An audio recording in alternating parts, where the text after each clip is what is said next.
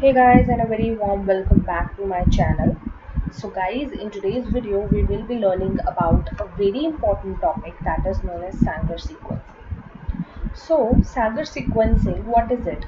Before coming to the Sanger sequencing, let us understand what is DNA sequencing. So DNA sequencing is basically a process in which the nucleotide sequence, that is the order in which the nucleotides are arranged in the DNA, is determined in a template DNA. Okay, so there is a whole technique in which we can know the sequence in which the nucleotides are arranged in the DNA, and this particular method of knowing this sequence is known as DNA sequencing.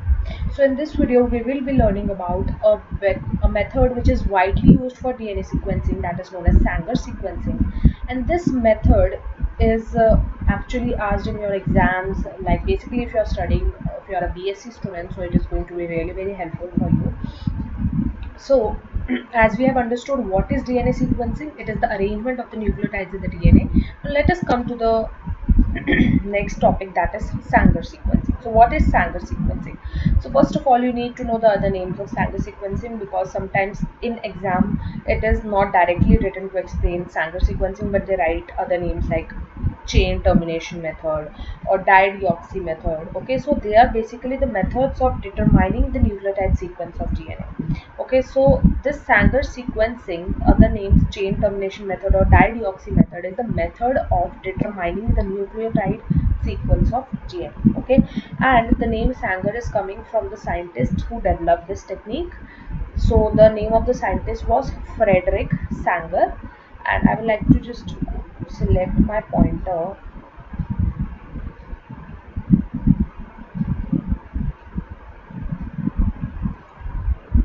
So the name of the just a minute, guys.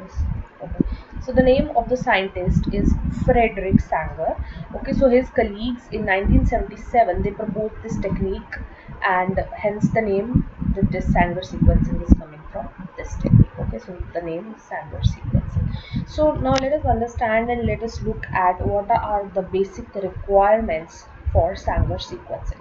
So the first thing that you need is a single stranded DNA which is to be sequenced. Okay, so you have a DNA template, and that DNA template is basically the word for the piece of DNA of which the sequence it needs to be found out. Okay, so that is known as template DNA, or here I have written the single stranded DNA which needs to be sequenced. So second is the DNA polymerase. So of course from class 11 12 we have studied what is DNA polymerase. DNA polymerase is basically an enzyme, okay, that helps in attachment of the nucleotides. Attachment of the nucleotides is in the following manner, as we all know, that is adenine with thymine. Adenine attaches with thymine, and guanine attaches with cytosine. We all know this. Okay, so this arrangement, this attachment of complementary bases to each other is done by the enzyme DNA polymerase. Third thing that we need is a primer. Primer are basically the short nucleotide sequences. Okay, and these are required to felicitate the mechanism of DNA polymerase. If you have studied in class 11 12 also, I think the basic needs to be I'm just considering here that you guys know what primer is, and if you don't know you can just comment down. I will make a separate video on all the basics if you want. So the primers are radio labeled. Okay, so here radio labelability is the property that we use in order to visualize the final DNA. Okay, we just actually we cannot see DNA from the naked eye, or we cannot, basically we cannot visualize the DNA on its own. So we need some kind of external agents or something that would be helpful, that would be helping us to read those DNA. Okay, and for that the widely used method is radio label. So we radio label the primer, and wherever the primers would be, by the technique of autoradiography we can basically just determine wherever the radioactivity is coming from, and we can visualize the DNA. Okay, and the fourth thing that you need is DNTP. Here I need to point you out that we have two things. Okay, we have DNTP, and in the fifth point I have written we also need DDNTP. So you need to know the difference between both of them. First one is with a single D, DNTP. P. Okay, so what is DNTP? DNTP is basically deoxy. Okay, deoxy means the oxygen is not there. Okay, the oxygen has been removed. So deoxynucleotide triphosphate, and here could be any nucleotide: adenine, guanine, thymine, cytosine, any of it. Okay, so this is a deoxynucleotide triphosphate, which would mean deoxy means one D means one oxygen has been removed from the uh, NTP. Okay, and whereas there is the other one, that is double D NTP, as I have written in point number 5th. Double ND NTP is also what we need. So this is basically double D are for two oxygen. So a 3 dash and a 5 dash oxygen has been removed from the DNA backbone chain. Okay, and this is what is called as, that means two oxygen molecules are absent. Okay, so we need a DNTP like DATP, DCTP, DTTP, and DGTP, and whereas we also need small amount of one of the four nucleotide. What does this line mean? I'm going to tell you soon. Okay, now here we need four different kinds of DDATP, DDCTP, DDTTP, and DDGTP. Okay, so this is what we need. Now let us understand the principle of Sanger sequencing. So it is based on the selective incorporation of the chain terminating dideoxynucleotides by DNA polymerase. Okay, so here the word chain terminating, this is the word that we saw in the beginning of the slide also, where I have told you the other names of this technique. So chain terminating, this you are going to understand soon.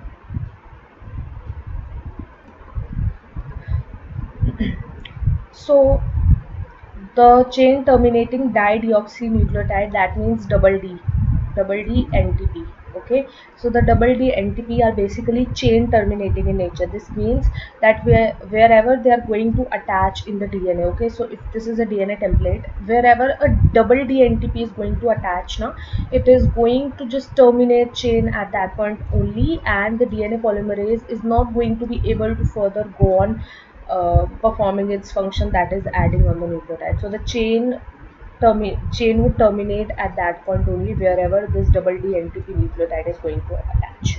Okay, so this is what we mean by chain terminating. So this is the technique. This chain terminating technique is what we use for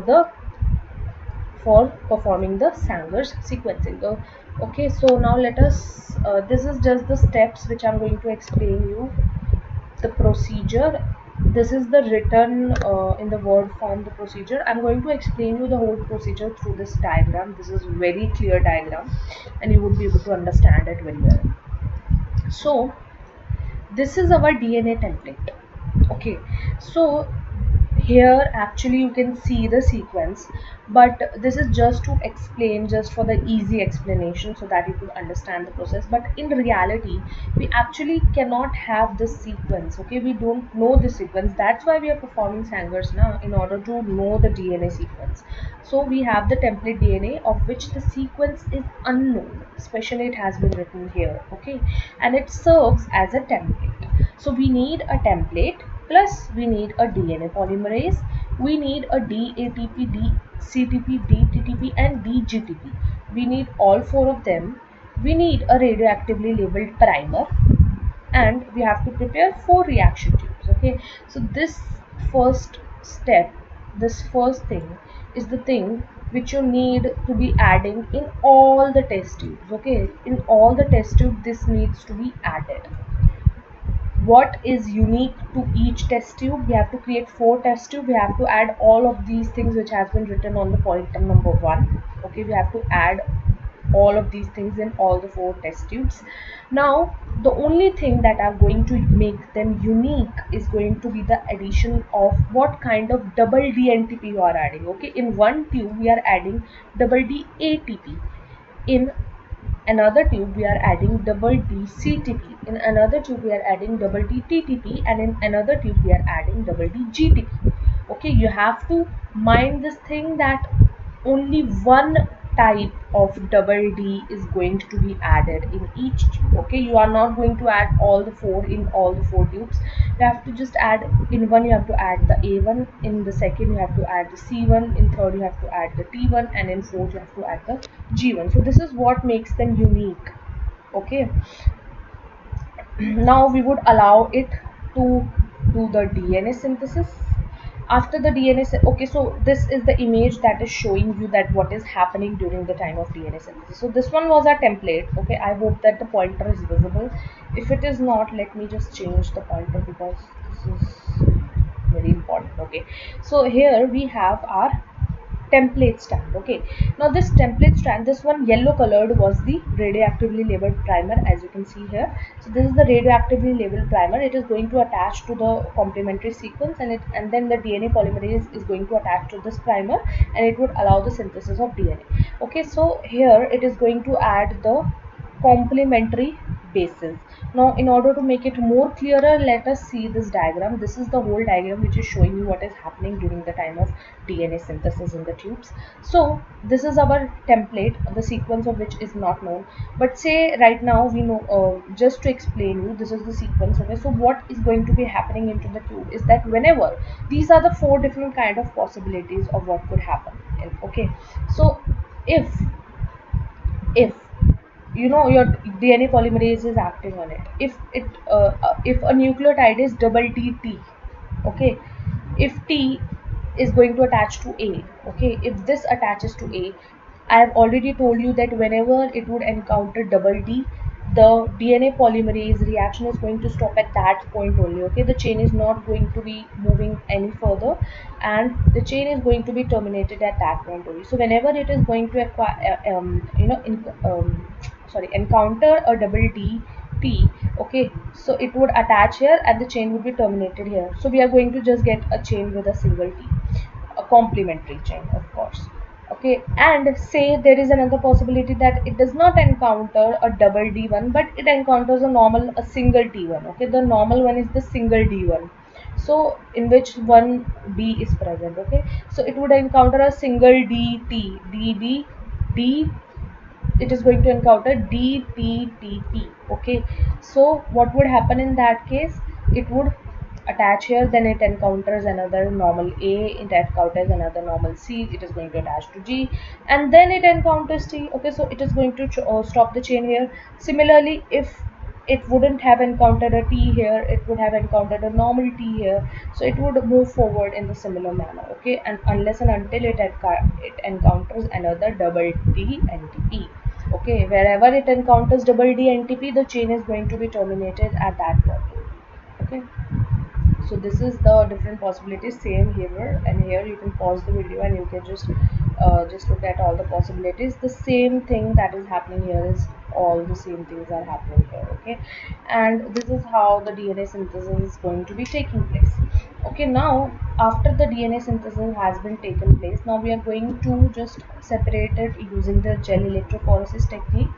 Okay, we have already studied this technique in class 12th also. This is the gel electrophoresis, where we are going to add, we are going to create four different wells, and in each well we are going to add our each reaction tube. Okay, and this is marked as DD, ATP, CTP, TTP, and GTP. Okay, we are going to read it from where the wells are there. Okay, so how do we read this plate is now very important point. So what happens is that, what do we do is that we read it, the one which is closer to the well is going to be read first, after that which is next closer to the well, then next closer. Okay, so you have to select a point. So this is the point from where we are going to begin to read. Okay, and the point of selection is always going to be the point of loading, where you have loaded these four reaction tubes. Okay, so we are going to read it in the following manner: G, A, C, P, G, A, then we have G, and we have C.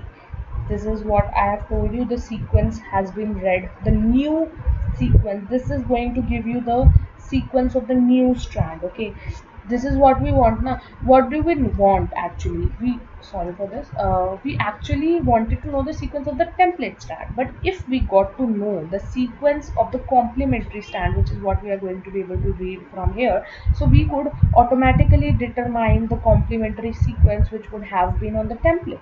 Okay, so this is the sequence of the new strand that is synthesized. That means the complementary strand, as I've read right now: G A C T G A A G C, and this is what is written here. Okay, from this we can easily deduce the template sequence, okay, which would be complementary to the sequence which we have read from this plate. Okay, so we can deduce that the template would have been C T G A C T E C G. Okay, so this is the whole Sanger sequencing method. I know the video have been a bit longer, but I've explained every point. If you guys still feel that something has been, you feel there is some kind of doubt or anything, you can ask me in the comment box below, and I will try to resolve it. So this is it. I hope you like this video. If you liked it, don't forget to like and subscribe to my channel, and I will be making more videos for you guys. Thank you so much and have a very nice day, and please stay safe, stay at your homes. We are facing the worst wave right now. I request all of you to please stay at home, please. So please stay healthy, stay safe, eat healthy, and you know just take care of your positive, your mental health also. It is also very important. So thank you so much guys, and have a very nice day. Bye.